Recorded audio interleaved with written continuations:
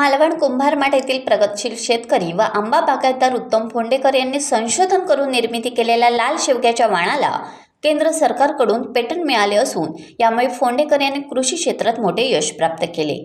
कुंभारमाठ येथील उत्तम फोंडेकर हे गेली काही वर्षे आंबा उत्पादन तसेच शेवग्याच्या शेतीमध्ये संशोधन करत आहेत। आंबा उत्पादनात त्यांनी अनेक वेळा बाजारात हापूस आंब्याची पहिली पेटी विक्रीसाठी आणण्याचा मान मिळवत जागतिक विक्रमही केलाय। वाणाच्या शेंगांची लांबी 1.5 ते 2 फूट असून त्याच्यात प्रोटीन आणि व्हिटॅमिन्सचे प्रमाण इतर शेवग्यांच्या तुलनेत जास्त प्रमाणात आहेत आणि बीटा कॅरोटीन सुद्धा मुबलक प्रमाणात आहे आणि ही एक वैशिष्ट्यपूर्ण एक जात निर्माण केलेली आहे। शेवग्याच्या पिकात लाल शेवगा निर्माण करण्यासाठी त्यांचे गेली काही वर्षे संशोधन व कार्य सुरू होते। त्यांनी मोनो हायब्रिड व डाय हायब्रिड पद्धतीने लाल शेवगा विकसित करून त्याचे पेटंट मिळवण्यासाठी नवी दिल्ली येथे प्रस्ताव दाखल केला होता। त्यानंतर याबाबत शहानिशा करण्यासाठी दिल्ली केंद्राचे पथक 2 वेळा फोंडेकर यांच्याकडे येऊन लाल शेवग्याच्या झाडाची त्यांनी तपासणी केली। त्यानंतर दिल्ली केंद्राने लाल शेवग्याचे पेटंट मान्य करत ते दापोली येथील कोकण कृषी विद्यापीठाकडे पाठवले होते। कृषी विद्यापीठाकडून आता जानेवारी महिन्यात फोंडेकर यांना लाल शेवग्याचे पेटंट म्हणजे स्वामित्व प्रदान करण्यात आले।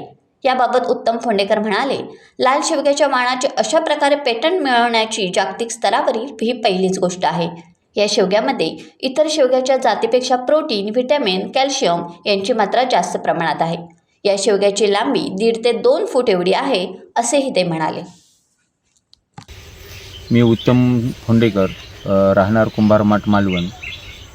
तर मी हा जो काय लाल शेवग्याचा शोध लावलेला आहे आणि जे 8 वर्षाच्या संशोधनानंतर त्या शेवग्याचे ओडिसी शेवगा आणि गावठी शेवगा यांचा संकर आणि परागीकरण करून त्याचप्रमाणे मेंडल लॉ, हायब्रिड रेशिओ, त्याचप्रमाणे पृथक्करणाचा नियम या नियमांचा मी अभ्यास करून आणि त्याचप्रमाणे नवी दिल्ली, उत्तर प्रदेश, कर्नाटक, बेळगाव आणि अशा doctor Pilania, doctor Satish D, doctor Revathi Devegowda, त्याचप्रमाणे कृषी तंत्रनिकेतन कॉलेज देवगड, त्याचप्रमाणे फळ संशोधन केंद्र वेंगुर्ला यांचे सहकार्य घेऊन, त्याचप्रमाणे मार्गदर्शन घेऊन, त्याचप्रमाणे व्हिडिओ कॉन्फरन्सिंगद्वारे, त्याचप्रमाणे व्हिडिओ कॉलद्वारे मी त्यांचे मार्गदर्शन घेऊन ह्या क्षेत्रात मजल मारून ह्या लाल शेवग्याचा मी शोध लावून त्याचा लाल कलर करण्यात मी यशस्वी झालो। तर याच्यासाठी बरीच कसरत करावी लागली। तर सुरुवातीला याच्यामध्ये पहिली 3-4 वर्षे यश येत नव्हतं, पण त्याच्यानंतर मग मी F1 आणि F2 जनरेशन यांचा पुरेपूर अभ्यास करून मी हा कलर बदलवण्यात यश झालो आणि इतर शेवग्याच्या वाणाच्या शेंगांच्या तुलनेत या शेंगांमध्ये प्रोटीन, व्हिटॅमिन, कॅल्शियम, त्याचप्रमाणे बीटा कॅरोटीन यांचे प्रमाण इतर शेंगांच्या तुलनेत खूप जास्त प्रमाणात आहे आणि ते शेतकऱ्यांसाठी फायदेशीरसुद्धा ठरू शकतील। आणि त्याचप्रमाणे मी याचे स्वामित्व प्रमाणपत्र म्हणजेच पेटंट रजिस्ट्रेशन मिळावे म्हणून मी 12 नोव्हेंबर 2024ला नवी दिल्ली येथे प्रस्ताव कोकण विद्यापीठ बाळासाहेब सावंत दापोली यांच्या शिफारशीनुसार मी दाखल केला होता।